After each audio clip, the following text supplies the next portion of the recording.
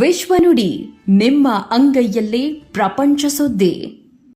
ಮುಂಬರುವ ಫೆಬ್ರವರಿ 13, 14 ಮತ್ತು 15ನೇ ತಾರೀಕು ಬಳ್ಳಾರಿಯಲ್ಲಿ ಒಂದು ಐತಿಹಾಸಿಕ ಕಾರ್ಯಕ್ರಮವನ್ನ ಆಯೋಜನೆ ಮಾಡಬೇಕು ಅಂತಕ್ಕಂಥ ನಿರ್ಧಾರವನ್ನ ಇವತ್ತಿನ ಮೀಟಿಂಗ್ ಅಲ್ಲಿ ತಗೊಂಡಿದ್ದೀವಿ.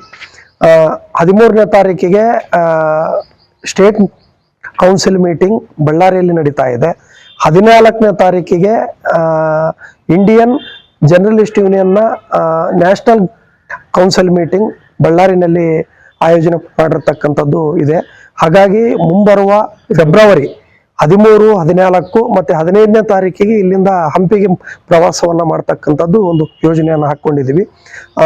ರಾಷ್ಟ್ರೀಯ ಮಂಡಳಿಯ ಮೀಟಿಂಗಿಗೆ ದೇಶದ 15 ರಾಜ್ಯಗಳಿಂದ ನಮ್ಮ ಪತ್ರಕರ್ತರ ಸ್ನೇಹಿತರೆಲ್ಲರೂ ಕೂಡ ಬರ್ತಾ ಇದ್ದಾರೆ.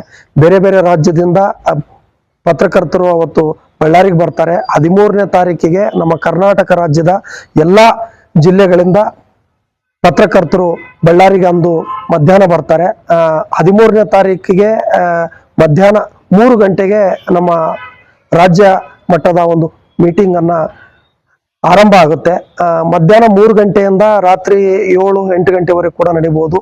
14ನೇ ತಾರೀಕಿಗೆ ಬೆಳಿಗ್ಗೆ 10 ನ್ಯಾಷನಲ್ ಕೌನ್ಸಿಲ್ ಮೀಟಿಂಗ್ ಬಳ್ಳಾರಿಯಲ್ಲಿ ನಡೀತಾ ಇದೆ. ಬಳ್ಳಾರಿಯ ಇತಿಹಾಸದಲ್ಲಿ ಮೊಟ್ಟ ಮೊದಲನೇ ಬಾರಿಗೆ ಪತ್ರಕರ್ತರ ಒಂದು ಸಮ್ಮೇಳನ ಬಳ್ಳಾರಿಯಲ್ಲಿ ನಡೀತಾ ಇದೆ ಅಂದ್ರೆ ನಮ್ಮೆಲ್ಲರ ಒಂದು ಹೆಮ್ಮೆಯ ವಿಚಾರ. ಹಾಗಾಗಿ ಬಳ್ಳಾರಿಯಲ್ಲಿ ಇತಿಹಾಸವನ್ನು ನಾವು ತೆಗೆದು ನೋಡಿದಾಗ ಹಿಂದೆ ಯಾವಾಗೂ ಕೂಡ ಒಂದು ರಾಷ್ಟ್ರ ಮಟ್ಟದ ಒಂದು ಪ್ರೋಗ್ರಾಮ್ ಬಳ್ಳಾರಿಯಲ್ಲಿ ಆಗಿರಲಿಲ್ಲ. ಹಾಗಾಗಿ ಈ ಸಾರಿ ನಮಗೆ ಬಳ್ಳಾರಿಯಲ್ಲಿ ಮಾಡಲಿಕ್ಕೆ ಅವಕಾಶ ಬಂದಿದೆ.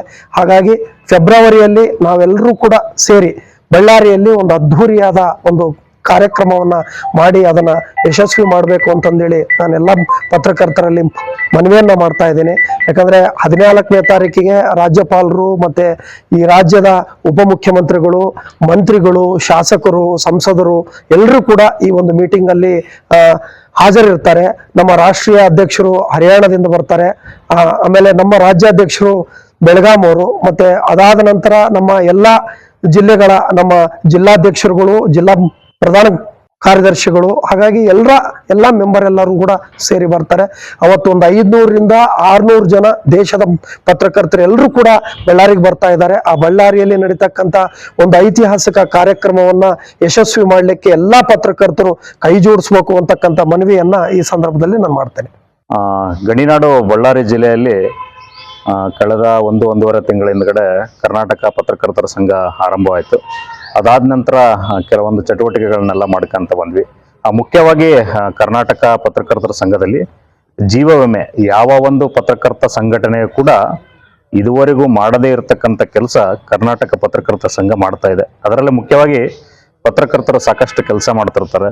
ತಮ್ಮ ದಿನನಿತ್ಯ ದಿನಗಳಲ್ಲಿ ವರದಿಗಾರಿಕೆ ವಿಚಾರಕ್ಕಾಗಿರ್ಬೋದು, ಮಾಧ್ಯಮಕ್ಕೆ ಸಂಬಂಧಪಟ್ಟಂಗೆ ಸಾಕಷ್ಟು ಕೆಲಸ ಮಾಡೋ ಸಂದರ್ಭದಲ್ಲಿ ಏನಾದರೂ ಅನಾಹುತಗಳಾದರೆ ಅಥವಾ ಆರೋಗ್ಯ ಪರಿಸ್ಥಿತಿ ಹದಗೆಟ್ಟಾಗ ಇಂತಹ ಸಂಘಟನೆಗಳು ಬಹಳ ಸಹಾಯ ಮಾಡ್ತಾ ಅನ್ನೋದಕ್ಕೆ ಕರ್ನಾಟಕ ಪತ್ರಕರ್ತರ ಸಂಘ ಅತಿ ಮುಖ್ಯವಾಗಿದೆ. ಕಾರಣ ಇಷ್ಟೇ, ನಮ್ಮ ಪತ್ರಕರ್ತರ ಸಂಘಟನೆಯಲ್ಲಿ ಸುಮಾರು 4 ಲಕ್ಷದವರೆಗೆ ಜೀವ ವಿಮೆ ಮಾಡಿಕೊಟ್ಟಿರ್ತಕ್ಕಂಥದ್ದು ಅತಿ ಮುಖ್ಯವಾಗಿರ್ತಕ್ಕಂಥದ್ದು.